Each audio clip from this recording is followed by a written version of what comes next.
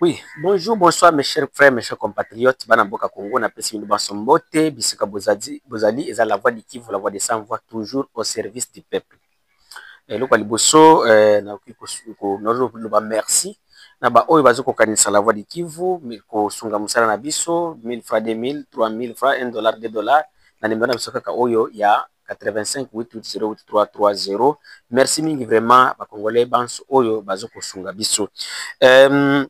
Mes chers frères, mes chers compatriotes, information na biso ya lelo ezali premièrement sur situation oyo ezali koleka na kati ya mboka na biso avant tokende kolobela mingi la situation qui se passe dans le Haut-Katanga pour le moment. Identification biométrique ya bazalendo ezali koleka na ndenge ya bien na kati ya espace na Uvira na awa, donc dans la plaine de la Ruzizi précisément à Luvungi esika identification ezokoleka tokoki kosenga bazalendo nyonso bokende kosidentifier bokende kosidentifier na ndenge ya nani ya VDP, donc ezali na ndenge ya VDP, ezali mpona RADT, ezali identification mpona VDP, donc ezali po na RADT, ezali na réserve d'armée de défense te, ezali po na biso oyo tomipesi mpona kosunga mboka. Alors na territoire, na kati ya territoire de Fizi précisément na kati ya groupement Babongo Sud kuna na mboka ya Nyange nord loin de Misisi, il y a eu plus de 14, il y a eu plus de 5 personnes mortes. Oyo ba militaire FARDC babomi kuna na kati ya carrière moko ya ba chinois. Ba militaire FARDC babomi bato wana babetaki masasi pa ba civil kino o ba civil bazo respecter bango te. Alors nde babetaki bato masasi, c'était le 14. Vraiment nous déplorons cette attitude de nos militaires oyo bazali censé sécuriser la population, babadali sukuma population. Donc nous demandons aussi à la justice militaire ya kolandela bato wana kokanga bango parce que bazali na nani ya mabe po na mboka na biso, population eza na besoin et puis ils se sentir fiers kozala pembeni ya armée na bango ke armée sunde ba dokuma bato. Qu'est-ce qui se passe dans le Katanga aujourd'hui, dans le Haut-Katanga? Le gouverneur a commis ex-gouverneur parce que monsieur Kiabula Katwe, communément appelé Wandani, a dit que ça suspendu par le ministère de l'Intérieur. Lettre de suspension est signée par vice-ministre de l'Intérieur. Nde Mwamindezi, nde muto auti ko signé ministre na wana. Alors, cause ya kosala ke monsieur Kiabula Katwe asba suspendre ezali nini? Na mukolo ya salaki défilé ya le 30 si je ne me trompe pas, babandai ko soutenir accord le kaki ya États-Unis le 27 juin, le 27 juin, basalaki na marche munene kuna bango donc gouvernement provincial na union sacrée na kati ya Haut-Katanga. Alors meeting na ye ezalaki po ayolobaki apesaki chef de l'état conseil ou bien Congo apesaki Kabila na nanga conseil ya kolobaki non, et ce sont des Congolais, bango les linge sale se lave en famille, conflit na biso ezali entre le Congo et le Rwanda. Alors yango wana nde ekomi problème ya Kiabula Katwe osali ki Kiabula Katwe babengana ye ou bien babandoko luka kokanga ye. Alors après wana Kiabula Katwe, il y avait eu beaucoup de messages auprès des gens de l'UDPS oyo bango bazolinga lete ke kolobaki Kabila za congolais, bazolinga kolobaki congolais musaza congolais, même si donc si vous êtes en dehors de la vision du chef de l'État là vous n'êtes pas congolais. C'est au Congo, même moi ici on m'appelle Rwandais. Donc au Congo, pour que tu sois congolais pour le moment, il faut que Okumisa Félix Sekedi, il faut que Okumisa les antivaleurs qui sont en train d'être faites par les gens qui sont au gouvernement ou en Okuzala congolais. Mais si tu défends donc si tu défends aujourd'hui lutter contre les antivaleurs, là vous n'êtes pas congolais. Si tu es tenté de montrer là-haut, parce que là, les problèmes dans ces pays, nous n'avons pas seulement les problèmes de la guerre, il y a même les problèmes de la mauvaise gouvernance. Nous qui sommes ici à l'Est, nous sommes en train de traverser les guerres, n'est-ce pas? Alors, c'est là qui sont au Bandoun. Pourquoi vous avez là? Crise, piaka, nini, manque de développement.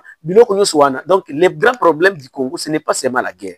Le Congo a aussi les problèmes de la mauvaise gouvernance. Le Congo a aussi les problèmes qui n'ont. Nous avons des autorités qui n'ont jamais pensé au développement du pays ou au changement du pays.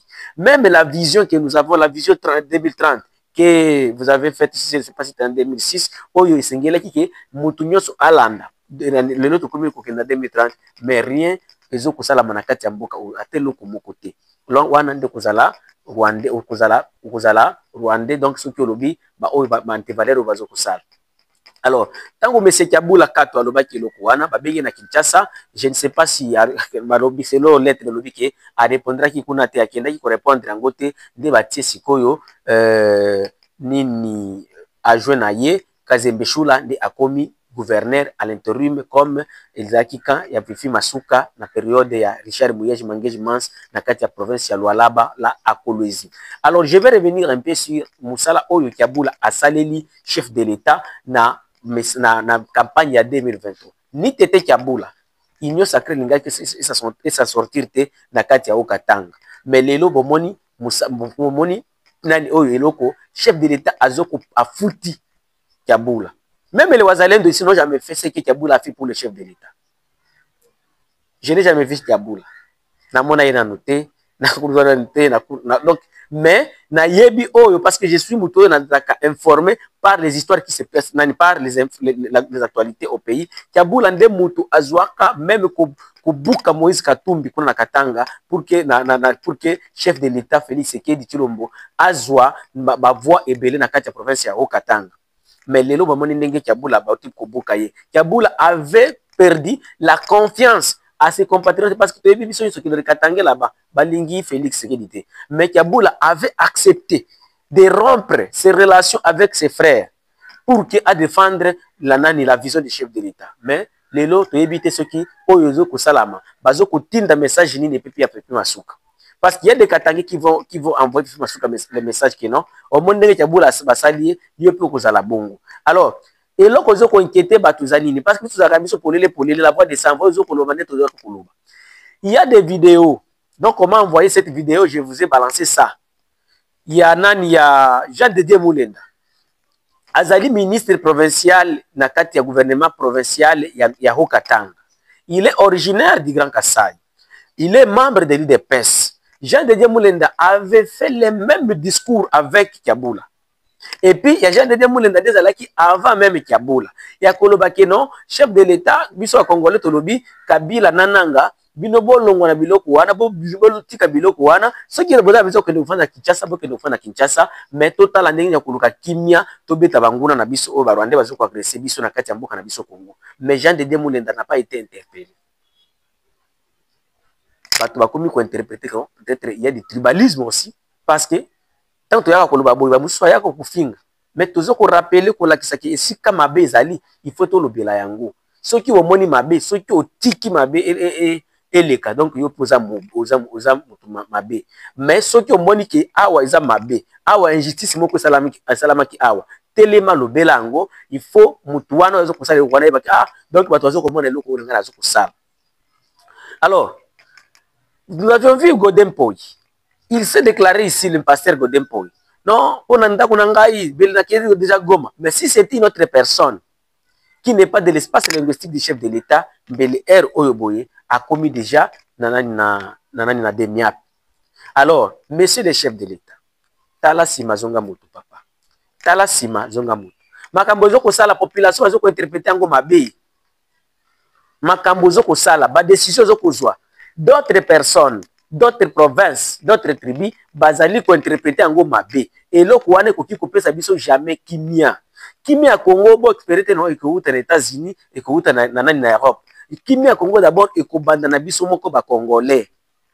Et si on n'arrive pas à accepter de se cohabiter, d'être ensemble, de gérer tous les Congolais comme un seul, comme le père de tous les enfants, de tous ses enfants. Donc, wana tokoki kozwa kimia te na kati ya mboka oyo. Même si le beti M23, ba mususu ba kobima, tokozo mona lobi ke non, oyo komi mouvement ya ba jeune moko, ba mutomboki moko ba tomboki pour na comportement boy. Donc, nous allons vivre des événements parce que il y a quelque chose oyo batu bazana ngo bazana nanani na kati ya mitema na bango sur la gestion ozo ko gérer mboka. On n'en disconvient pas, nous avons besoin que la justice soit faite, mais que cette justice-là soit aussi au milieu du village. Et cette justice-là, est la justice na yabatu banso, est la justice que no yabatu boyo, songolo pakala. Donc, eloko wana ende ekopé sa biso to kende liboso, de eloko kopé sa biso ki parce que c'est que nous les Congolais nous avons besoin de la paix. Nous n'avons pas besoin de conflits. Les gens qui ont besoin de Qatar, besoin de dialoguer na Qatar. Avec vos dialogues de Qatar, vous nous dites ici que c'est Kabila qui est le M23. Mais tout le monde n'a Kabila pour na Qatar. Donc vous dites que non, là, c'est lui le M23. Mais tout le monde qui kuna na Okatanga na Kashamata, ba militaire. Alors, au juste, nous sommes dans quoi? Et si nous allons se battre ici, hein, si nous sommes tentés de se battre ici, tous ceux qui ont pour nani, tout continuer à kufa, kubunda, ou bien tous ceux qui bunda pour et yur tous kimia. Le pays a besoin de la paix. La population, nous avons besoin de la paix. Nous avons besoin de cohabiter ensemble. Nous n'avons pas besoin des histoires d'aller au Kende, toucher Koto, Koto. Parce que moi, je suis tenté de voir un grand danger derrière ce qui s'est passé au Katanga. Je suis tenté de voir un grand danger. Beaucoup m'a daté à l'île le 17. Beaucoup ya, beaucoup finga, surtout les gens de l'EPS. Beaucoup finga, beaucoup ça mes chers frères, moi je ne vois pas les partis politiques. Moi je ne vois pas un individu. Mais dans mon canal au Congo avant. Dans mon canal unité congolaise avant. Parce que ceux qui sont en unité, tous en cohabitation, tous qui cohabiter ensemble, tous le tribalisme de Pembeni, Congolais sont tous au même pied d'égalité. Là, nous allons construire un pays où ça là fort, où Afrique mais avec le tribalisme. Ndelo kwango zo kosala ke bato mususu bazo kozala toucher na kati ya mitema na bango. Même toi qui es en train de soutenir le chef de l'État, ces œuvres, nous tous nous sommes en train de les soutenir, mais ces œuvres de tribalisme, ils ont kozala interpréter ma bé.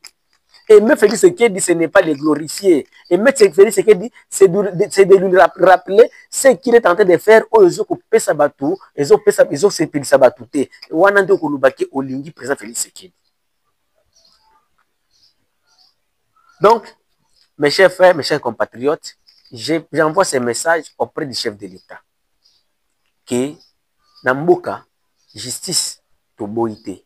Mais justice, peut va nous causer la hyper batu bansu. To lundi même, message à Zakari Bababasu. Denga lobiazo ko la ministre de la justice, il y a intérieur. Bon, on va interpréter en gomabe. Au côté la Makambo à côté Nabi Soté. Celui-là, c'est un ministre de l'Intérieur. Il n'est pas le ministre d'un seul point. Ceux qui ont eu une décision à Bongo, pourquoi Nani? Donc, de l'autre côté, là, ce n'est plus le Congo. Alors, ceux qui ont un problème au Congo, ceux qui ont un ministère intérieur, écoutez la Assemblée provinciale na Congo. Et je pense que même la suspension, donc oyo nani oyo biloko oyo koleka kuna ke azoko kotela na kati ya nani. Donc atika ka désordre kune kota parce qu'il n'est pas de ce point là. Et mais c'est lui qui a dit, qui a donné un tel discours à cause de l'interpréter parce qu'il est nani na immunité tribale. Olinganga olingate na kubanda koya kolobaka vérité. Parce que vérité olingate emona naka un jour. Ceux qui ont l'ingénieur tout bando côté de la mensonge, jamais na kokenda kana mensonge. Ça veut dire ils fika na komona que awa eza bienté na konsala na courage toujours ya koya ko dénoncer pour na eloko wana. Merci beaucoup à la voix du Kivu, la voix des sans voix, toujours au service du peuple. Merci.